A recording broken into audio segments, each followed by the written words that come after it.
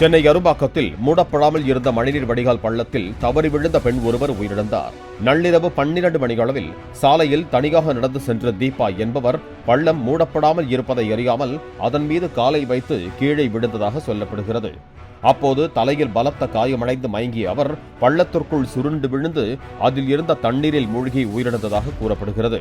காலை 8:30 மணியளவில் மழைநீர் வடிகால் பள்ளத்தில் பெண் ஒருவரின் உடல் இருப்பதாக பொதுமக்கள் தகவல் அளித்ததை தொடர்ந்து போலீசார் உடலை மீட்டனர். அரும்பாக்கத்தில் மழைநீர் வடிகால் பணிகள் பாதுகாப்பற்ற முறையில் நடப்பது மட்டுமின்றி இரவு நேரத்தில் மின் விளக்குகள் சரியாக எரியாததே உயிரிழப்புக்கு காரணம் என அப்பகுதி மக்கள் குற்றம் சாட்டி இருக்கிறார்கள்.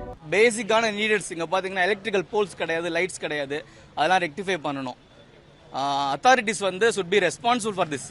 ஏன்னா இது டெஃபினட்டா அது இன்டென்ஷனலா அவங்க ஒரு ப்ராப்பரா பண்ணியிருந்தாங்கன்னா டெஃபினட்டா இது நடந்திருக்காது.